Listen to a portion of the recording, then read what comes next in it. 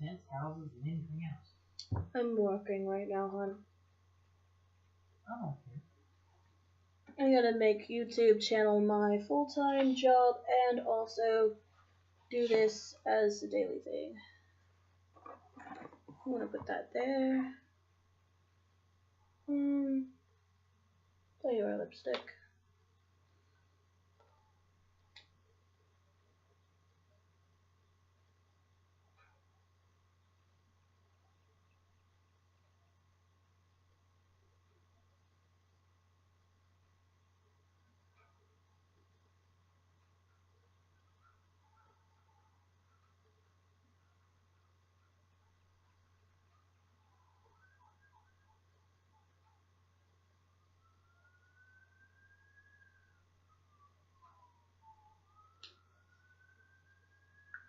I just had to take a picture of it. That was fun.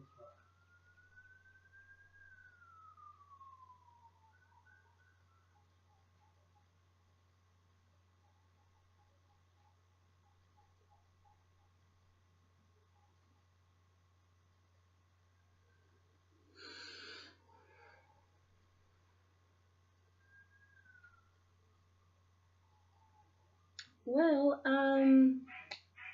sitting here preparing myself and trying to figure out what to say. My last video, we left off at how, I had went to the mental health institution because I had put, an herbal blend in my mother's coffee and she assumed it was bleach.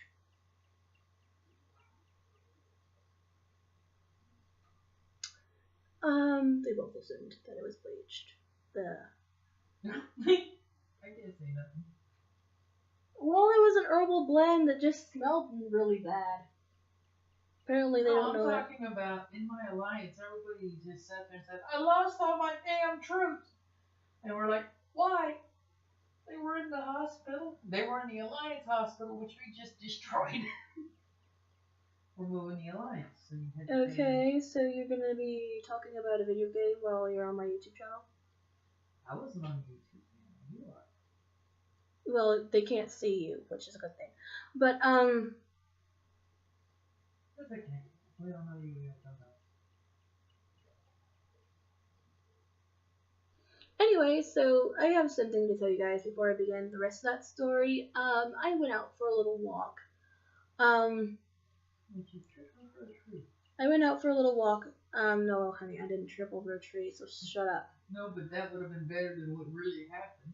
That would have been a great thing to talk about for something compared to what really happened.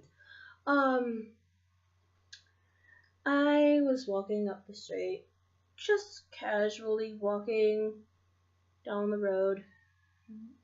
I went to visit the wetlands restoration down the street from us over here on 2nd Street. And on my way back, I was walking up the area, crossing over a bridged area. They have this like little cement area where you can sit down and do what you want. And I had brought my notebook with me, my book of shadows. I brought Felix with me, and I was writing some stuff down in Felix, and this random homeless guy came out of nowhere. You could tell he was drunk because he was. You could smell it on his breath. You could smell whatever it was he was drinking. It was definitely alcohol, and he was also kind of walking like a funky chicken person, you know, just like all wobbly legs and shit. And he was yelling at me and telling me that he doesn't want a pagan in his area, yada yada yada yada yada. He doesn't want a witch in his area, yelling at me all kinds of nasty things. And then he started spouting some kind of obscenities. And then he screamed at me like I wasn't paying attention to him or something. He was just screaming all these things at me. And then he went and started really screaming at me. And then this other woman came up to me, and she was offering him a beverage, something she was drinking, I guess. He yelled at her, screamed at her, he didn't want it, he didn't want it. And then she looked at me and asked me, what, are you the, what's it called, mistress? Are you the mistress? And I'm like, mistress? And she pulls out a knife and goes, you better start running before I cut your pretty face. And I'm like, okay. Not that hasn't happened before. And she told me that if I didn't start running, she was going to actually do it. So, playing along with her, I closed up Felix, put my pen in my hair, and just took off running. And then they started following me. They were running behind me a little bit. So I just took off running at full speed, as fast as I possibly could. I ended up going all the way around the block because I didn't want them to think that I was going home. So I went straight to the Catholic high school that's up here. I kind of walked a little bit there because I got into the driveway a little bit, peeked behind me, and they weren't there anymore, so I just started walking home from there. And I made sure that I went the long way and kept on crossing the street multiple times, just in case they decided they were going to keep on following. And when I got home, I told my wife everything that happened, and she told me to call the police. I called the police. I reported it. And yeah. They're supposed to have somebody contact me soon.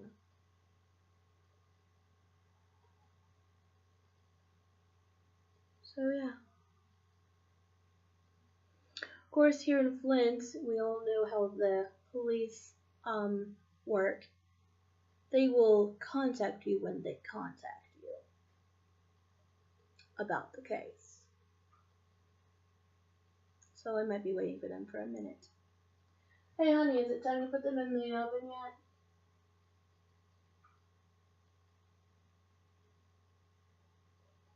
Probably. Okay. Just gonna block you guys from seeing her for a little bit. There we go. And when she comes back around the corner, I'm just gonna probably tilt my way back over there so you guys don't see her. Little trick I use.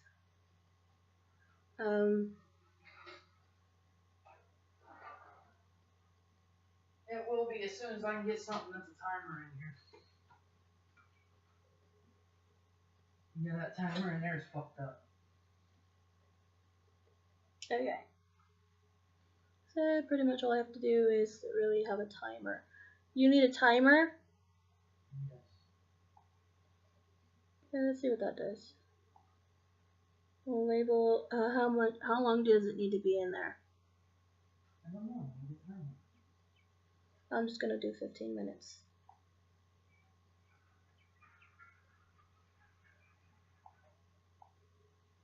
No, 16 minutes just to be safe. There we go. Yeah, I have a little timer over here next to me that helps me with a lot of things. Moving forward, so yeah, that's pretty much what happens. Now let me talk about the rest of my story, because you guys want to hear the rest of this story, right? This is part 2. The years leading up until when I become homeless. Pretty sure you guys are a little more excited to hear about that, huh? Okay, let's see here. So, Oh, that feels better.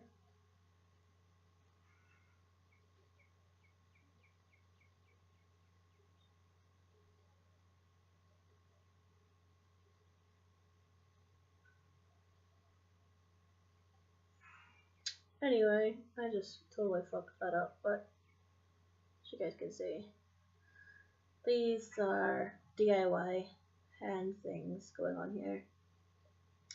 They're not perfect, but to me they look good, so I use them.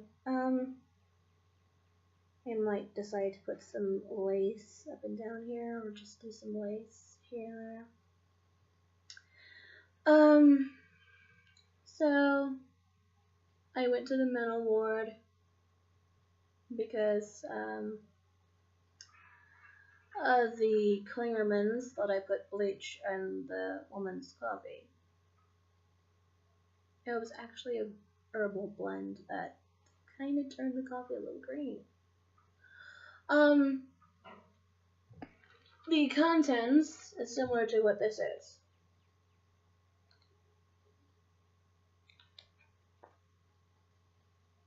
This here, my friend, is an herbal moth repellent bag.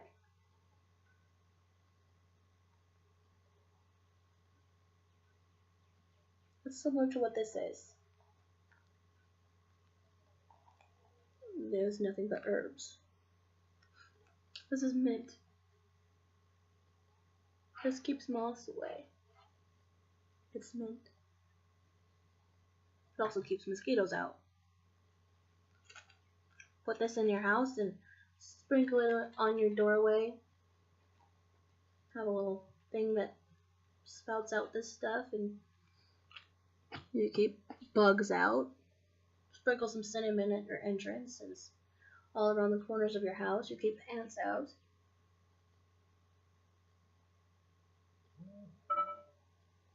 With that.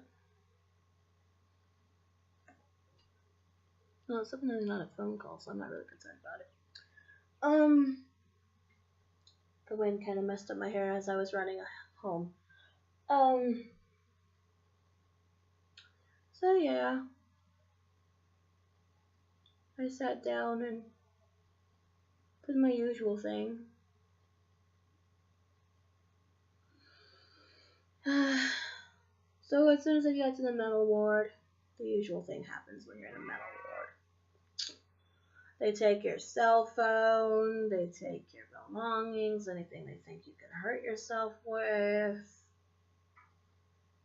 Anything that's not conducive to a therapeutic environment.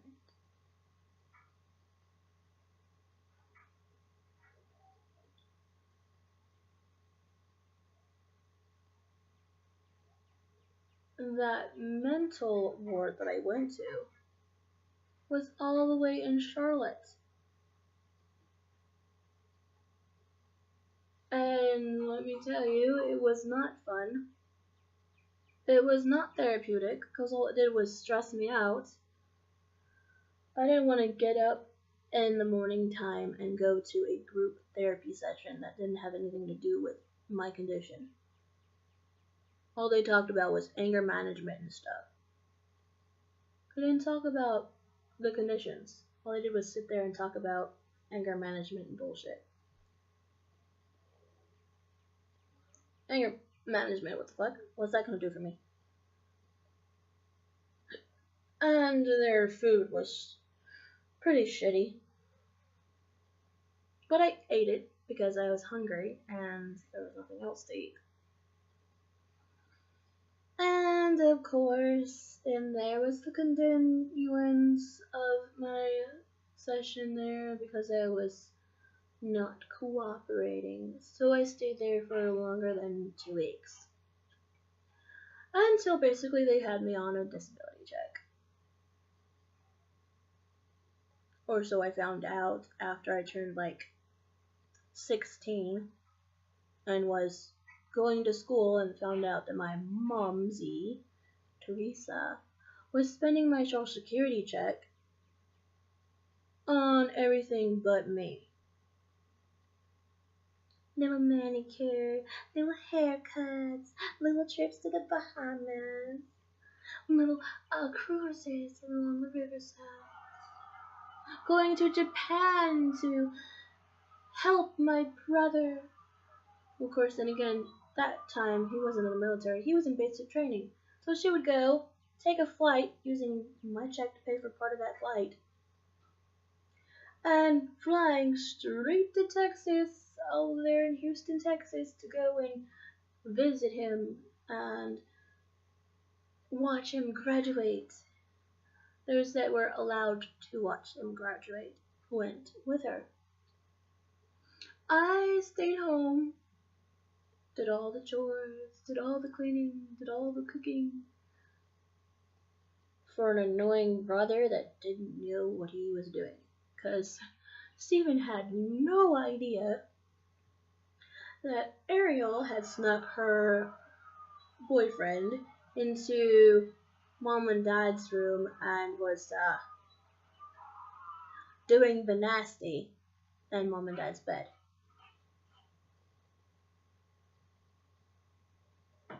I think Christine heard that. Oh well, she hears everything I say on here.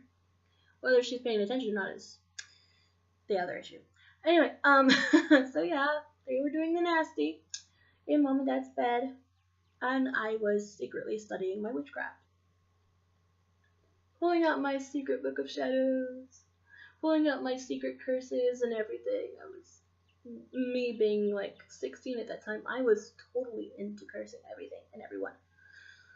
Anyone who I hated, of course, but the only person that I really hated back then was her, so every curse went straight to her.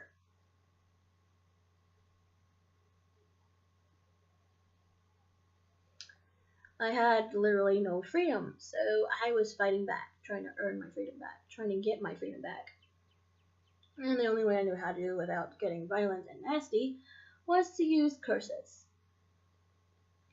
Because back then, I wasn't allowed to use the computer, I wasn't allowed to go out and have friends, I wasn't allowed to go to the library and read whatever books I wanted to, I wasn't allowed to go to after school things, I wasn't allowed to get involved in clubs or anything.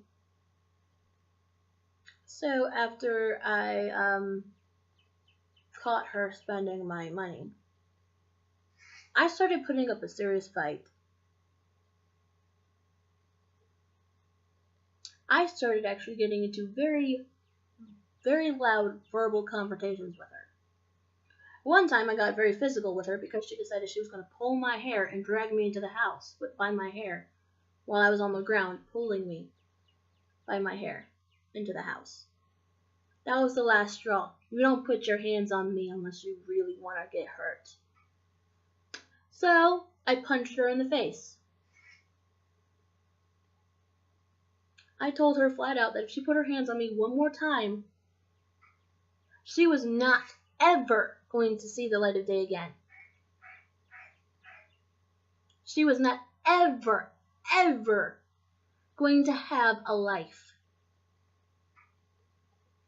And then I showed her my book of curses.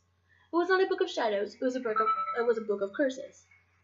I had an entire notebook full of curses and showed her exactly what I could do to her. I showed her all the tools that I was going to use. I showed her the reason why I was getting all the clay and everything all those months. And the reason why I was making all these weird cups and this weird cauldron thing. She thought it was just a little vase or a little messed up vase. And why I had a teapot that I made in my art class that was shaped like all that had fruits as the main shapes and stuff. It was a teapot. There was a melon as the main part that held the tea. The spout was an orange. The handle was a banana or a vine of leaves, but I made it a banana because I couldn't make the leaves. And the lid that did the thing that kept the tea in had a little 3D still life of pears, apple, fruits, and some grapes and some blueberries. and 1 strawberry. And she was just doing her usual thing, being the usual.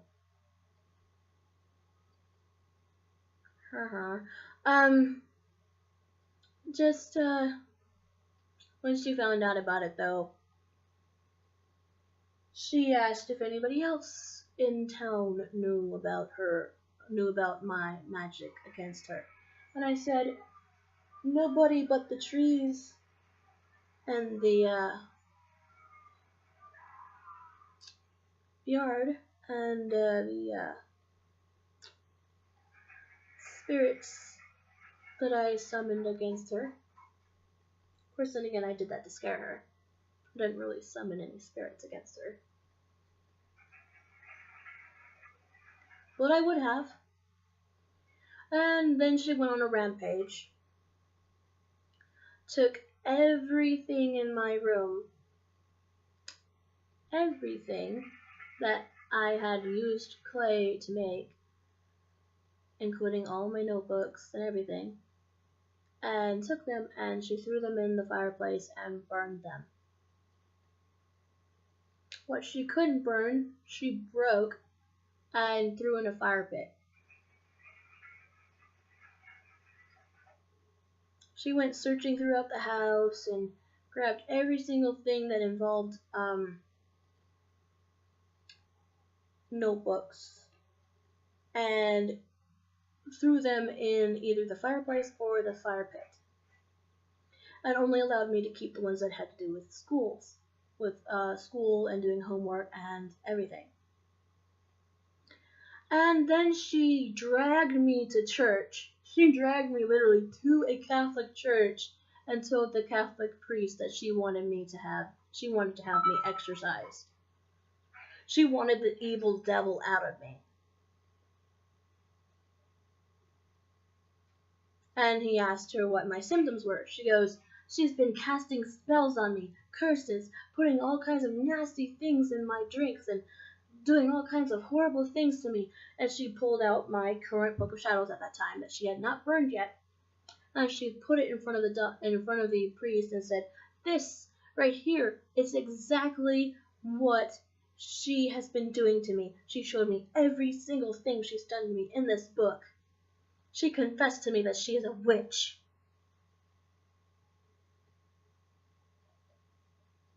And he goes, do you have any other proof? And she goes, I have the ashes of everything that I burned that belonged to her, including the clay objects that she made her chalice and her cauldron and her other things out of. She was just going berserkers about it. She even pulled out a stick I was using as a wand at that time, and she said, this is what she claims is her wand. And she told me that she sent demons after me and that she controls demons. And when I tried to object to what she said, the priest said, hold up, honey. Let her finish her psychotic episode.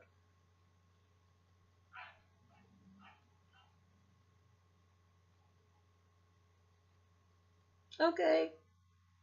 She went in, she continued telling and explaining how she felt and how she was being tormented by me and my evil powers, and how she believes that there's a devil in me that's giving me these evil powers.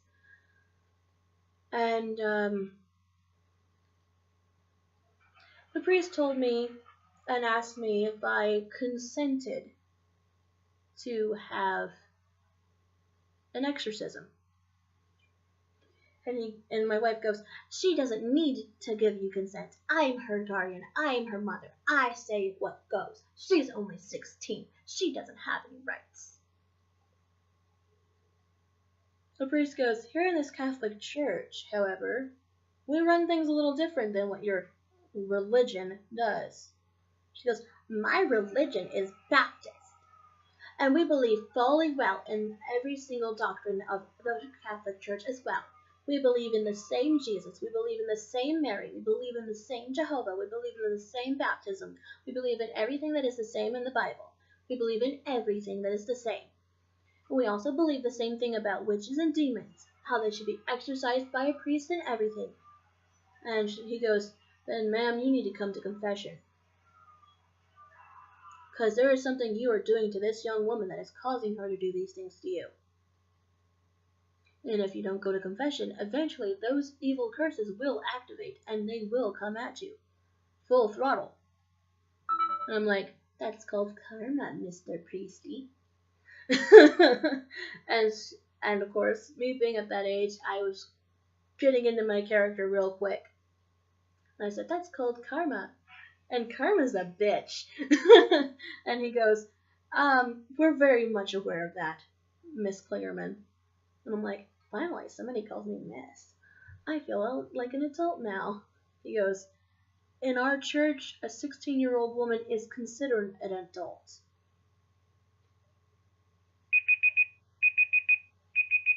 There you go. Go get the food. I never put it in because I didn't have a timer. Oh. Well, you did the beep. I did the beeper. I'm sorry? Bitch. So I didn't have a timer in here. That's okay, hon. I'm just doing my little fancy thing here. Just blocking everybody from seeing you. Okay. Ouch! The stove's hot. Of course it's hot. It's a stove! And it's on! Anyway, no. 24, well, anywhere between 22 minutes. And I'm pretty sure that, the priest was laughing his ass off in his head. I think he was doing this number in his head and just imagining himself doing this. This is great! This is great! The daughter punishing her mother. This is great. Are you okay? You didn't get burned, did you? Yes, I just got burned. Oh shit. Quick, put some grease on it. And so did our nice little pots and pans. I hope there's no more up in there. Because if there is, it's gone. What happened? I forgot the pots and pans were in the oven. I preheated it. Oh god. So does that mean that they're all burned? No, they're just extremely hot. And I hope the lids weren't in there because I don't see no lids. Well, yeah, the lids weren't in there. They're all in the sink. Because if one of these would have been in there, that would have melted. Oh, Jesus. It's only a little. These motherfuckers are hot as hell.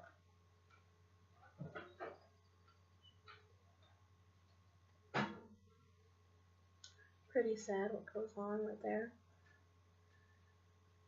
Anyway, so the priest was probably laughing his butt off inside of his head and not doing it out loud, of course. And then he goes, ma'am, you're going to have to stop describing to me everything right now. She goes, why? Why do I have to stop? I have to tell you more and more and more what she did. And he goes, write it down on a piece of paper or just hand me the book and I will go into the next room with her alone. You do not need to be present. You are the victim. The exorcism will happen to the girl in my office. So we went into his office and we you want me to do a timer? There, I'm playing the timer. Well, okay. What time? 15 minutes. Nope. Not too small. You need 30 minutes? Too big. 20 minutes? 22 minutes. 22 minutes, okay. And I need it started when I put it in. It's been already started. It's still going.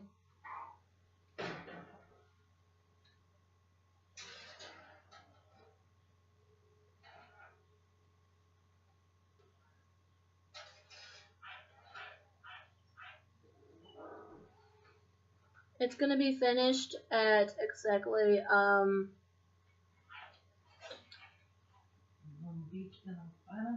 it's gonna gonna be a little crispy today.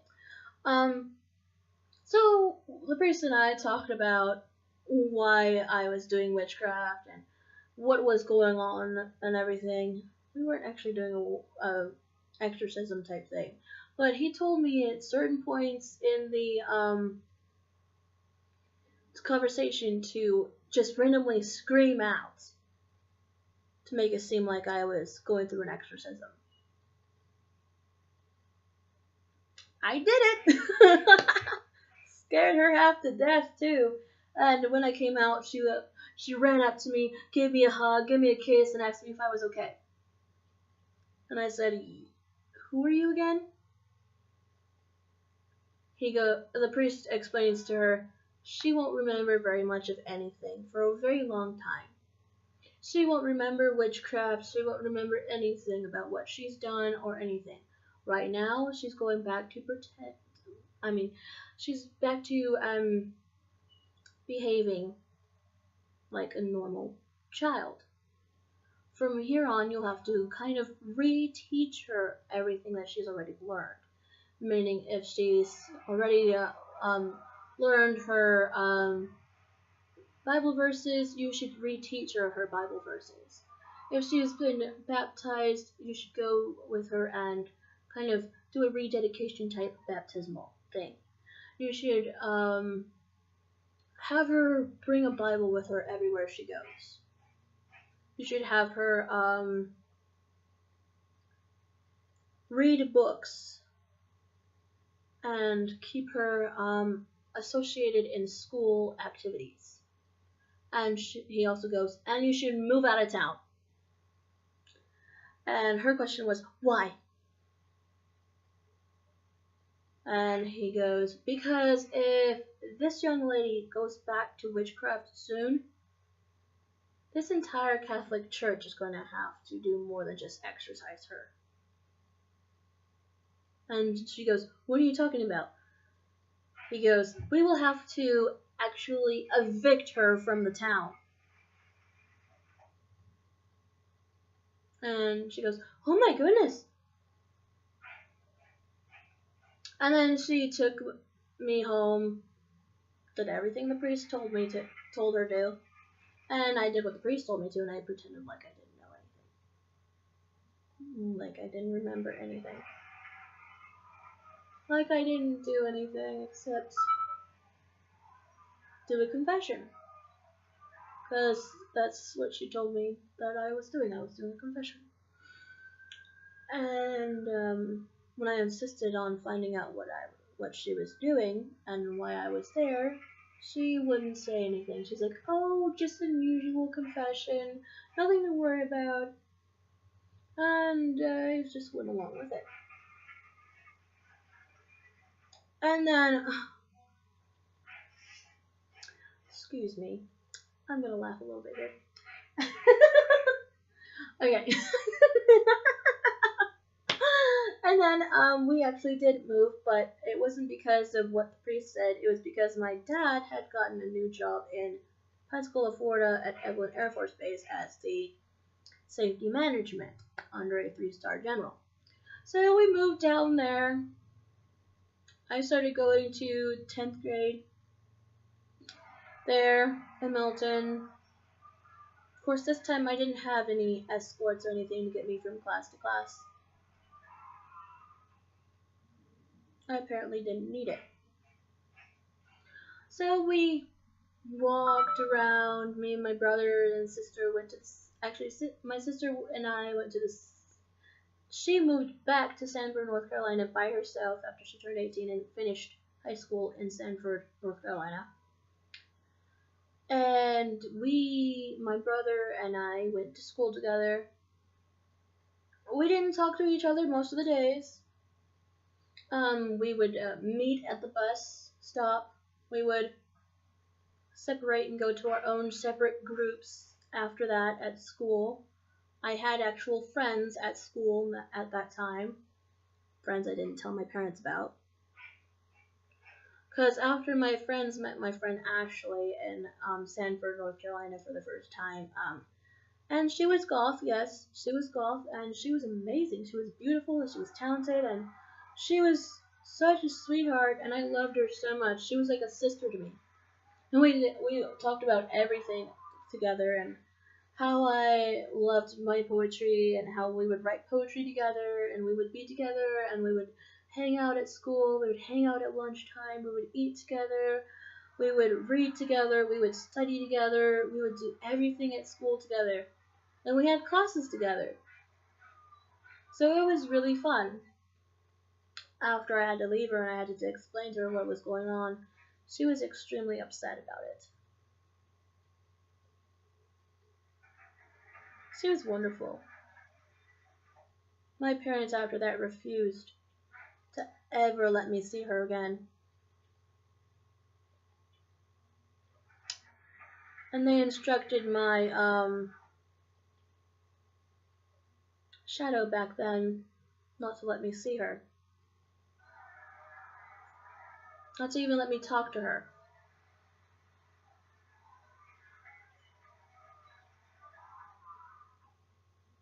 Which was pretty messed up. Just because she was goth. And then, after we moved to Milton, I had no shadow, of course. Described everything right there, up to the point where we were separating into our own groups. Now, with my new friends, I was hanging out with people who were basically like me. Basically, I was given my own pentacle necklace to wear while I was at school. And I would take it off right before I went home and kept it in my book bag. I would go to school and I would put it around my neck, and I would go to school and I would talk with my other pagan sisters and brothers. And we would all talk about our different situations and our difficulties in our lives, and how we were all, oppressed by our parents, and how they were so misunderstood, and how we were so misunderstood. And our priestess at the time was actually, she was a high priestess, and our coven's name was the Nature Witches of Milton. We were the natural witches of Milton High School. Pretty much, we walked around. We didn't tell anybody what we were doing. We didn't tell anybody that we were witches. It was our own thing. And what we would do together is we would talk about vampires, werewolves, magic, fairies, dragons, demons, angels, everything that had to do with magic. We talked about it on a daily basis. And while they were having the meet me at the pole meetings, which were basically prayer groups, we were having our own meetings, and it was meet us on the field meetings. And whenever they would do that, we would get text messages. We were each given a text message by a text messaging phone by our high priestess. And we basically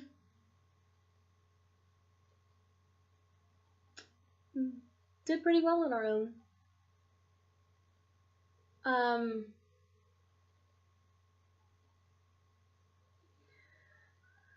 We received a text message of when to go where, and we would have to show our teachers that we were going to be led by and watched over by an adult, and our high priestess, she was one of the teachers on the campus, but we weren't allowed to tell who she was. We just told them that she was one of the teachers, and we would be granted permission to go. We had a pass. We were fine. We went to the fields. We did our thing. We did our own separate type prayer type session. And no, nobody in my family knew that I was back to doing witchcraft, that I had started it again, or that I was even secretly still dabbling in it, even from the point when I had to do the fake exorcism.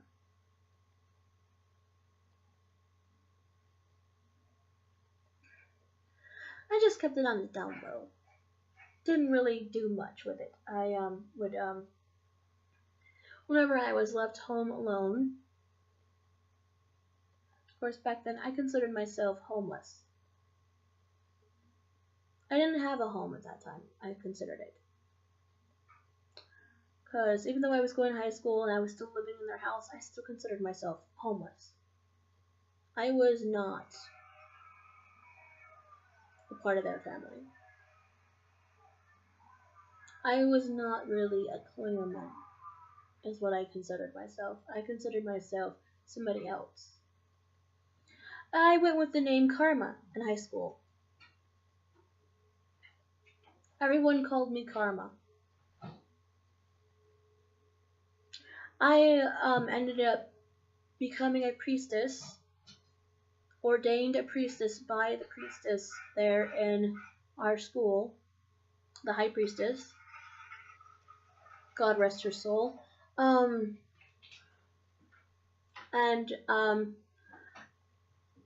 About 3 months later, after she made me a priestess, she was hit by a semi who was driven by a drunk driver and died.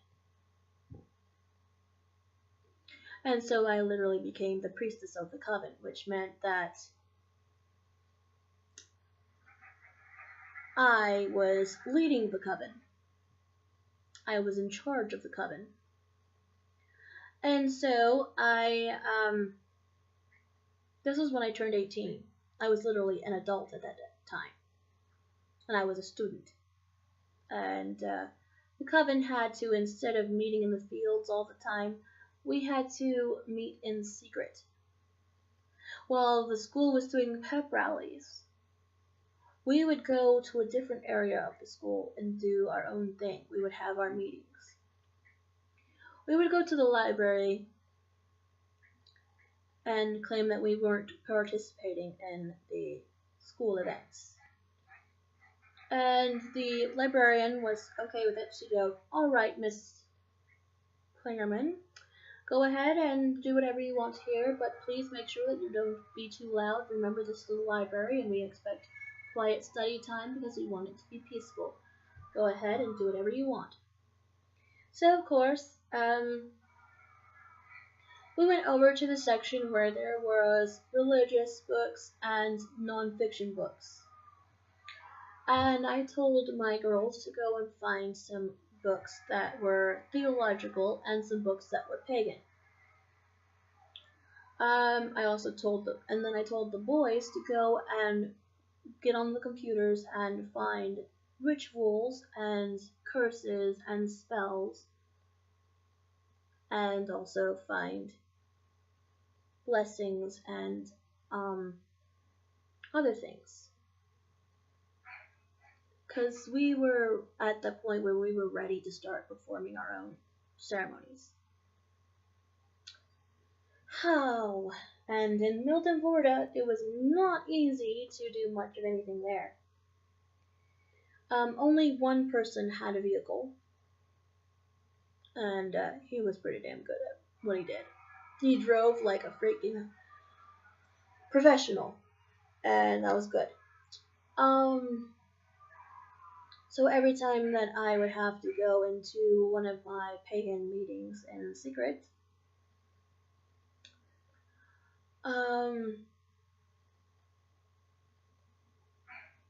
I would have to sneak out every month, once a month, every month on the full moon, to go and meet the coven at the gas station that was right down the street, about 3 miles down the street from my house, because it was a very long, we were out in the area where we were basically in the middle of nowhere in the Milton. And there was a 3-mile walk all the way up to the gas station. I walked that whole 3-mile road every month. And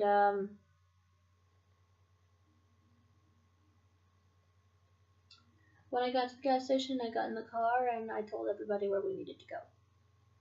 He immediately drove us straight where we needed to go. Didn't have any issues from him. Out of him. And the usual thing happens. We go into the woods. There was a wooded area back there. We followed the mudded trail and we went out to this open space. And we made sure that we kind of had a camouflage type thing.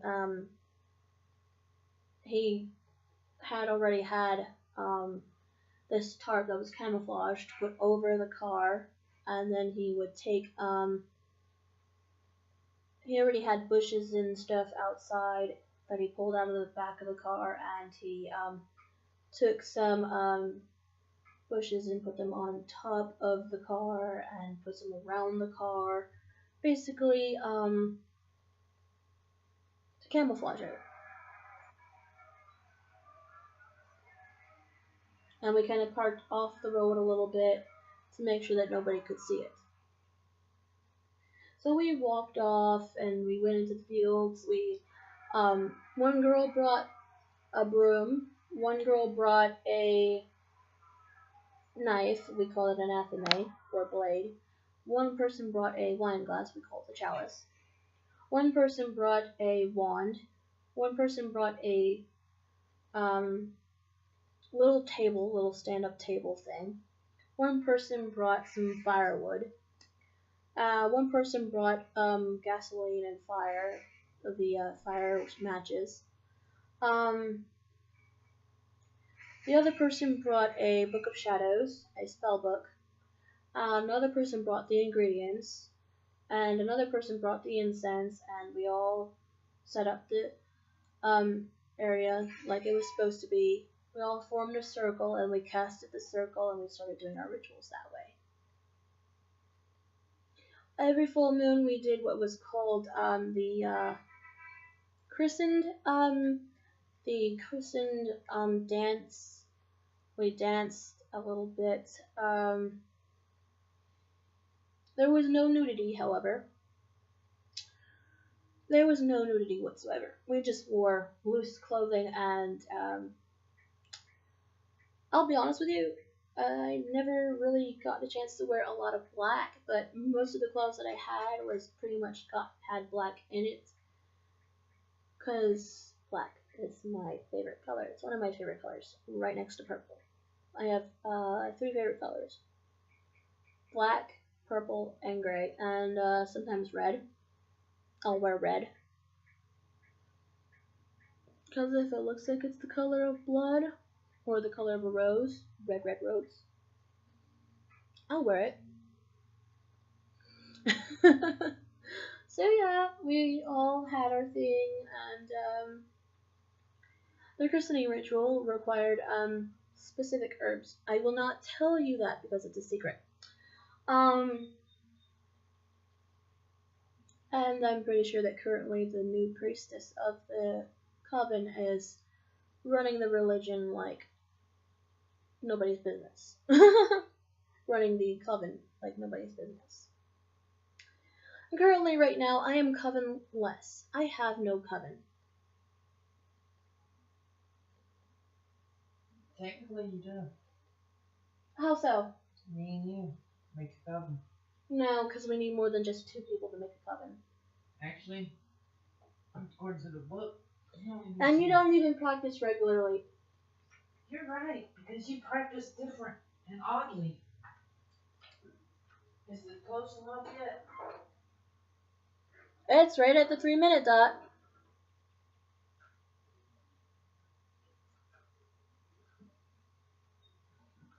I practice, but I practice differently than you. Yes, you practice Draco magic, and I practice Dianic magic, moon magic. You practice dragon magic, I practice moon magic. You're both night. Huh? They're both of the night, though. Yes, Not exactly. much different. Except for when you get nice things, you tend to give them away.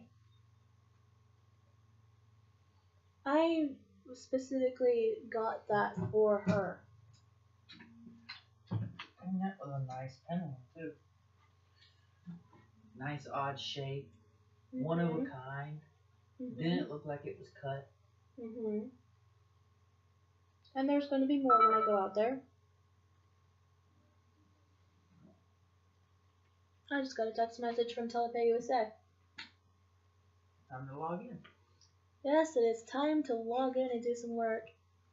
This video has been 50 minutes long, and I've basically described nonsense.